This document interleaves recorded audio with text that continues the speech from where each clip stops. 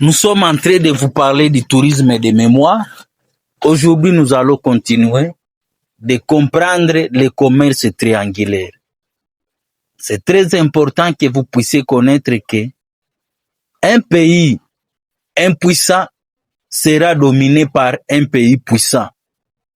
Donc, même si on peut signer les accords, même si on peut aller dans d'autres pays pour chercher la paix, mais si nous sommes faibles, nous serons là, les jets des autres grandes nations. Parce que la grande question est que nous sommes en train d'enrichir les autres au lieu que nous puissions enrichir la population. Ici, je conseille à la jeunesse, aux générations futures, lorsque vous allez chercher les accords de paix dans d'autres nations comme à Nairobi, à Tanzanie, à Arusha, en Angola, en Ouganda, en Europe, à Doha, vous êtes en train d'enrichir d'autres pays du point de vue touristique. Et c'est dans le tourisme des affaires. C'est pourquoi je suis en train de vous interpeller que les jours où, lorsque les politiciens congolais auront des difficultés, au lieu d'aller visiter d'autres nations, ils peuvent venir par exemple à Isiro pour traiter les problèmes internes. S'ils peuvent aller à Buta pour traiter les problèmes internes, s'ils peuvent aller à Ziralo, s'ils peuvent aller à Kolwezi, à Dilolo, au Kasai, au Chouapa, au Sankour, pour résoudre les problèmes internes, cela va aider l'argent qui est décaissé dans d'autres pays. Cet argent sera décaissé dans notre nation. C'est pourquoi il faut construire des hôtels, des hôpitaux, des écoles, des choses qui peuvent attirer d'autres nations pour venir les traiter leurs affaires en République démocratique du Congo. Pourquoi d'autres nations, les Américains, ne viennent pas en RDC lorsqu'ils veulent traiter leurs problèmes internes?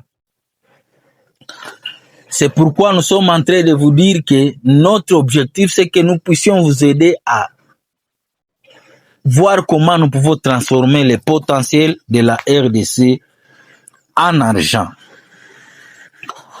Nous allons vous parler du commerce triangulaire qui s'est déroulé en Europe, en Afrique et en Amérique.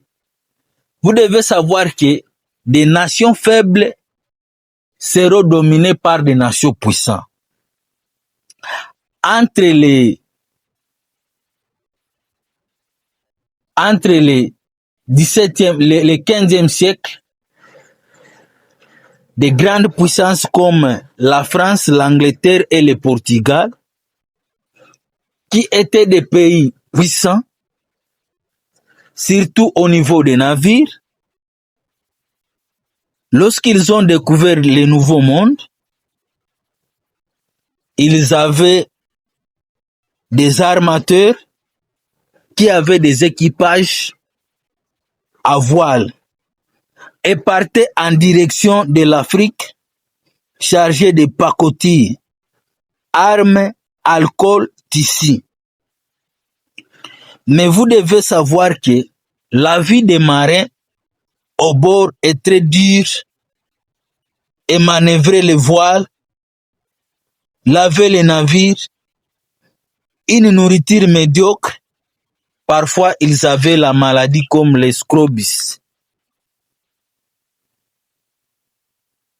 Et ces négriers, lorsqu'ils arrivent en Afrique, ils échangent leurs produits par des esclaves noirs, des gens qui étaient capturés par des tribus rivales qui les amenaient jusqu'au fond, au fort des Européens, les négriers qui se trouvent au niveau de la côte atlantique. Les esclaves sont échangés contre les pacotis et sont embarqués sur les navires en direction de l'Amérique. Troisième étape, lorsqu'ils traversent l'Atlantique, les esclaves sont entassés dans les cales des navires négrières dans la chaleur et dans des parties puantes. Ils sont marqués au feu rouge et sont fouettés.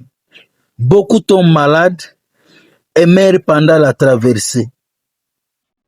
Ils sont traités comme de la marchandise humaine et ils n'ont qu'une valeur marchande.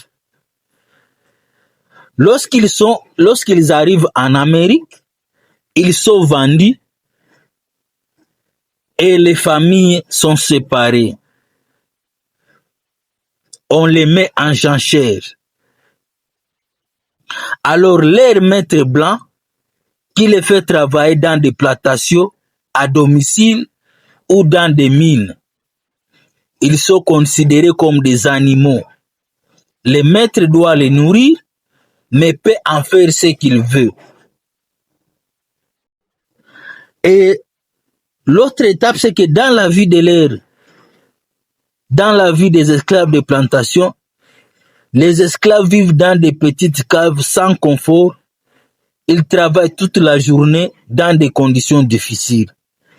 S'ils désobéissent au maître, ils sont fouettés et maltraités. Chaînes, masques de fer, et les esclaves qui tentent de s'enfuir risquent la mort. Alors, de retour les navires vers les grandes villes comme Bordeaux, Nantes, Liverpool, les négriers blancs achètent des produits coloniaux, sucre, café, tabac. Avec l'argent de la traite américaine, les marchandises sont revendues en Europe au bénéfice des négociants et des armateurs. Certains font la fortune. Parfois d'autres sont peu payés.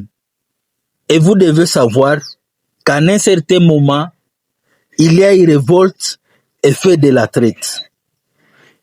Les esclaves se révoltent sur les navires et dans des plantations. Mais vous devez savoir, avec les siècles des Lumières, les intellectuels comme John Locke, comme Voltaire, du XVIIIe siècle, Jean-Jacques Rousseau, avec les droits de l'homme, ils commencent à se poser la question, est-ce que les Noirs sont égaux des Blancs? Est-ce qu'il y a une race supérieure par rapport à d'autres? C'est pourquoi on a étudié la Genèse 1 à 2 pour comprendre que tous les humains sont nés et ont l'image de Dieu. On condamne l'esclavage comme une honte, une révolte de la fin de la colonie. C'est pourquoi vous devez savoir que c'est le Haïti qui a été le premier pays indépendant en 1804.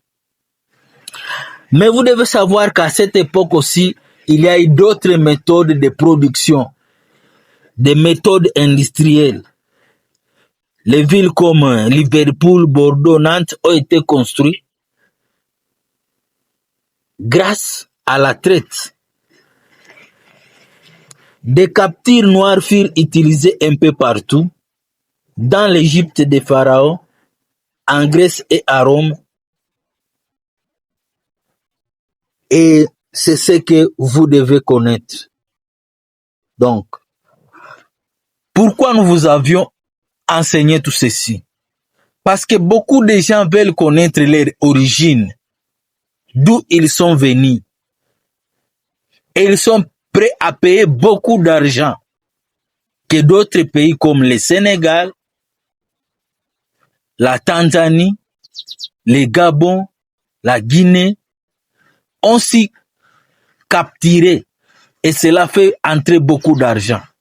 Nous sommes en train de vous dire que la République démocratique du Congo peut faire mieux, plus que la Tanzanie, plus que la Guinée, plus que le Congo-Brazza, plus que le Cameroun, plus que le Ghana, Alors, qu'est-ce que nous faisons avec ce que Dieu nous a donné?